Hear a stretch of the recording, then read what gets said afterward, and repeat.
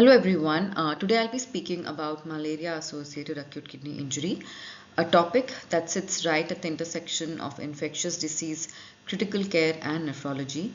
As nephrologists, we usually meet these patients when the disease has already become severe. So our role is not just supportive, it can be life-saving. Malaria is still often thought of as a tropical infection problem, but in reality, it is a renal emergency in a subset of patients, especially when acute kidney injury develops. What I want to do today is walk through the epidemiology, the mechanisms of kidney injury, the practical diagnostic approach, and finally, what really matters at the bedside.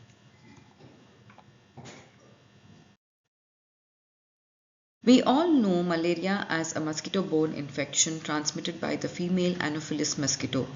But for this talk, I want us to move beyond the textbook definition and think of malaria as a multi-system disease that can directly affect the kidney. There are 5 species that infect humans, and while falciparum has traditionally received most attention, we know that Plasmodium vivax and Knowlesi also matter in severe disease. Globally, there has been substantial progress with a 37% drop in malaria incidence and 60% fall in mortality over the period shown in the deck. But malaria is far from gone, and imported malaria means it is now relevant even beyond traditionally endemic regions. So the important point is this. The burden may be shifting, but the clinical challenge remains, especially for severe complications like acute kidney injury.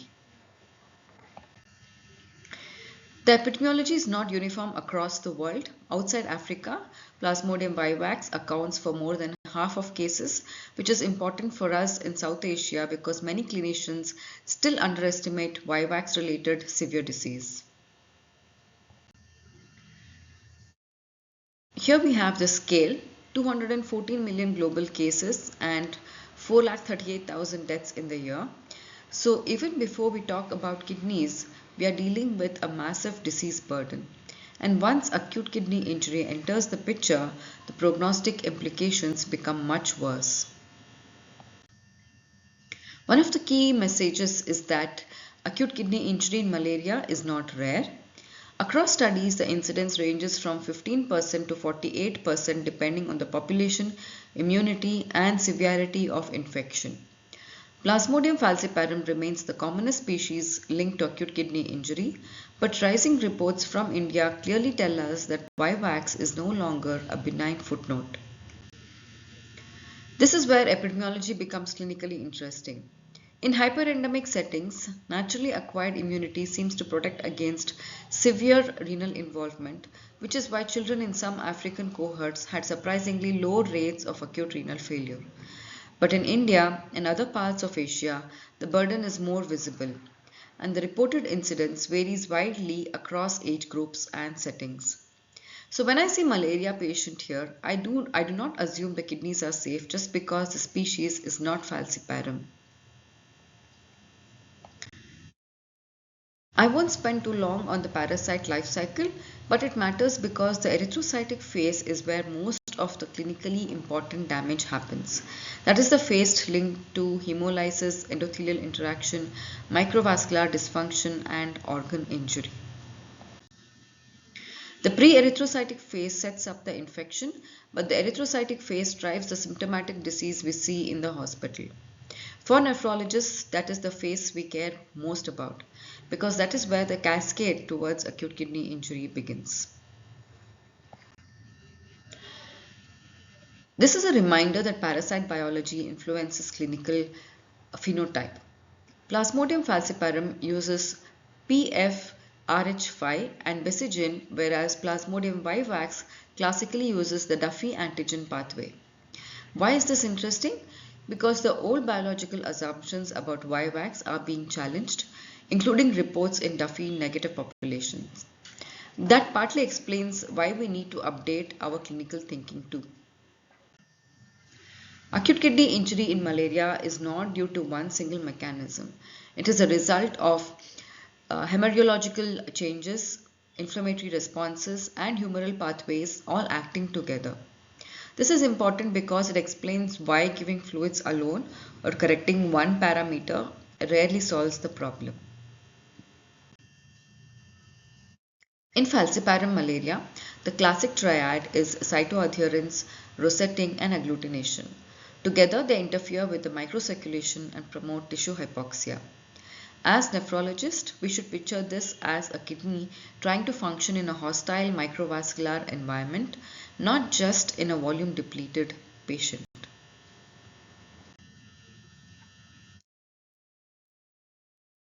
Plasmodium falciparum erythrocyte membrane protein 1 is a key virulence factor, and the parasite's ability to switch among the VAR genes helps it to evade the immune system. Binding to endothelial receptors such as EPCR is associated with severe disease. So this is not simply parasitemia, this is a highly dynamic host-parasite vascular interaction.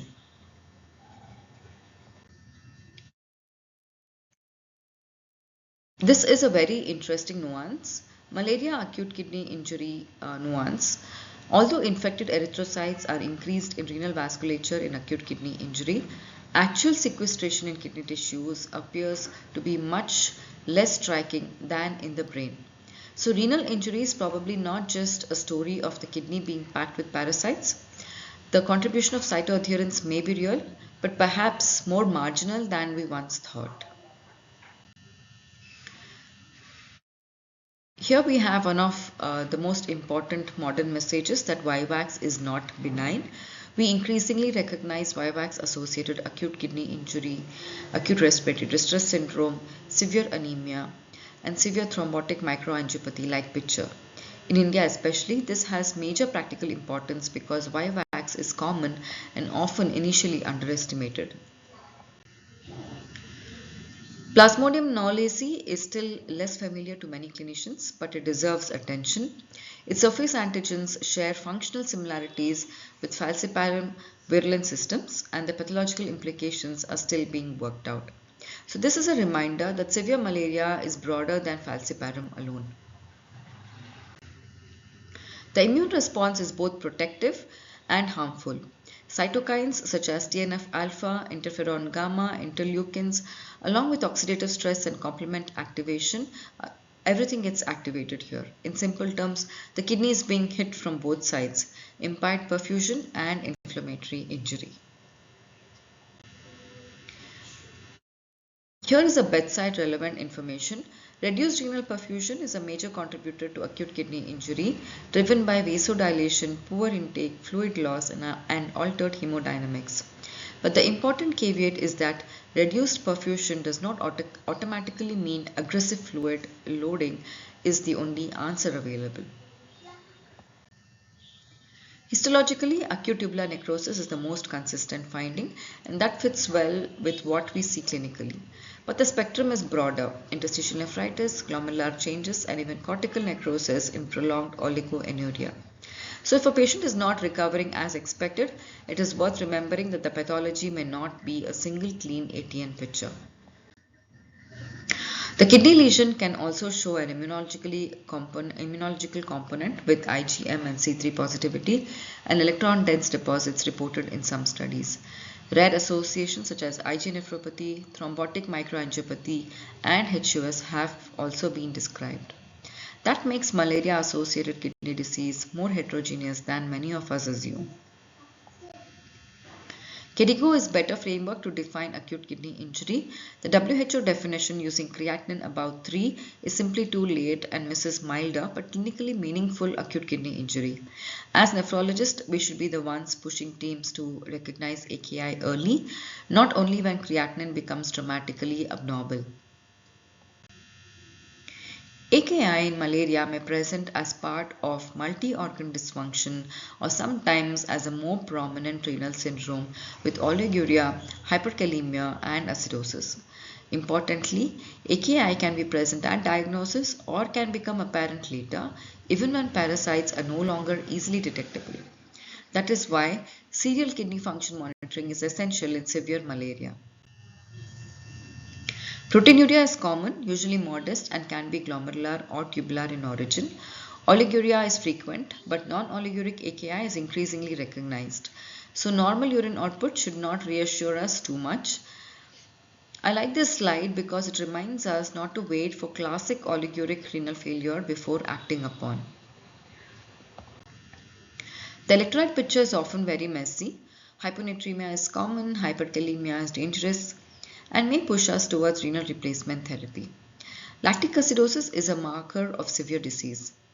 In practice, I think of this as one of those cases where a simple malaria admission can become an ICU nephrology problem very quickly. Acute kidney injury worsens outcomes by manifold. Mortality in cerebral malaria rises sharply when acute kidney injury is present, and odds of death increase substantially with higher creatinine at admission. So creatinine is not just a number here, it is a prognostic signal. Severe malaria is usually a hematology lecture as much as nephrology one. Hemolytic anemia, thrombocytopenia, leukocyte abnormalities, and occasionally hemophagocytic syndrome all complicate this picture. These features also contribute secondarily to kidney stress through hypoxia, pigment injury, and systemic inflammation. Jaundice is common in falciparum malaria, and in many AKI patients, it coexists as part of a severe systemic syndrome. Often it is hemolytic and unconjugated, though true malarial hepatitis can occur. For us, jaundice in a malaria patient should immediately increase concern for severe disease and kidney involvement. The mortality range in malarial AKI is substantial. The outcomes are much worse with multi-organ involvement. Even mild AKI carries more morbidity than no AKI at all. This is a very practical and important message. Even small creatinine rises definitely matters. This is a clinically useful information because it tells us whom to watch closely. Patients with risk factors for AKI and malaria are those with older age, children, late referral, high parasitemia, oliguria, hypotension, severe anemia, jaundice, diarrhea, cerebral malaria, hepatitis, ARDS all increase the risk. In other words, the patient with severe malaria and one extra red flag usually has several more, and the kidney often gets caught in that cluster. The MSA score is a practical attempt to quantify severity in adults using severe malaria, acute renal failure, respiratory distress, and cerebral malaria. Its reported sensitivity and specificity make it a useful reminder that renal failure is one of the central markers of bad disease, not a side effect. I like to frame management around these 6 pillars: diagnosis, antimalarial therapy, fluids, renal replacement therapy, associated complications, and coexisting infections. This helps us remember that malarial AKI is not managed by dialysis alone. Peripheral smear remains the reference standard, but rapid diagnostic tests which detect antigens are very helpful in practice. For AKI, the key message is to use KDIGO criteria and not wait too long. Here we also mention NGAL as a promising biomarker, which is interesting, though in most settings serum creatinine still remains the practical workhorse. This is straightforward and important, that is, artesunate is first-line therapy. Major trials established its superiority over quinine and it does not need renal dose modification. As nephrologists, we should make sure antimalarial treatment is initiated promptly and not delayed while kidney issues are being sorted out. This quote captures the bedside tension perfectly. In severe malaria, there is very thin line between under-resuscitation, which worsens shock and AKI, and over-resuscitation, which precipitates pulmonary edema. This is where nephrology judgment becomes extremely valuable. Physical examination is imperfect and even CVP has major limitations in this setting.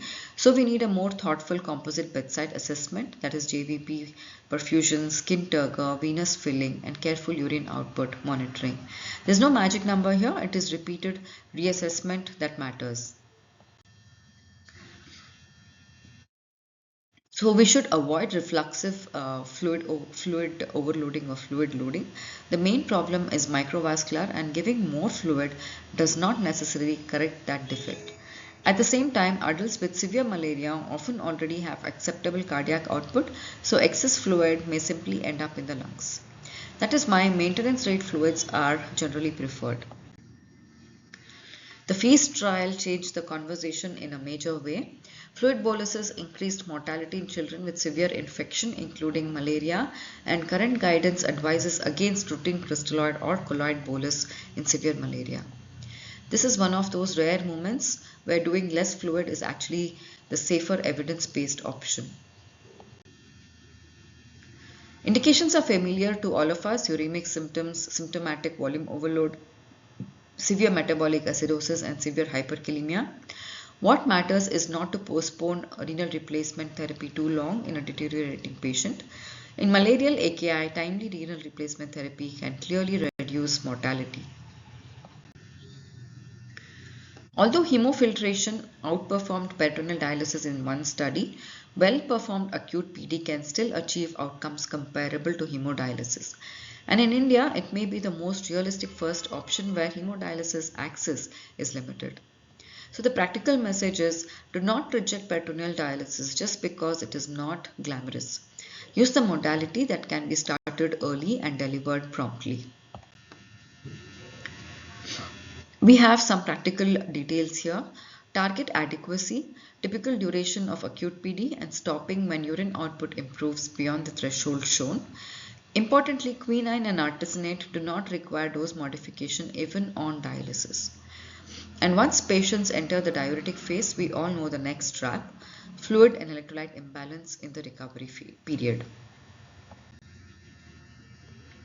This is a nice reminder that not all malarial related kidney disease is acute kidney injury.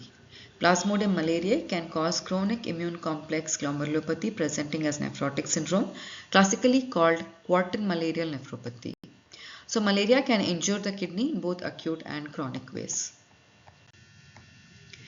If I had to reduce the whole talk to one nephrology principle, it would be this slide: diagnose early, treat early, and support early. KDIGO catches AKI earlier, prompt antivirals improve prognosis, and timely renal replacement therapy saves lives.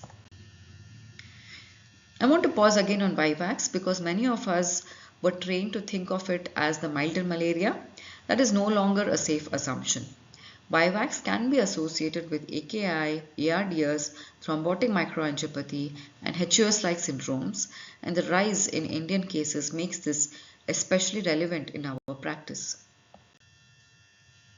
So the major take-home points are these.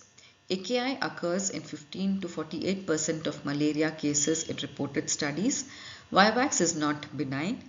KDIGO is better than older WHO threshold. Artesunate is first line, and fluid boluses are contraindicated in severe malaria. If we just remember those points, we will already manage these patients better. This final slide brings the whole story together. Better outcomes depend on early recognition, prompt artesunate, and timely kidney support, including renal replacement therapy when needed. In malarial AKI, the kidney often gives us an early warning and a therapeutic opportunity. And that is exactly where nephrologists can make a real difference. Thank you.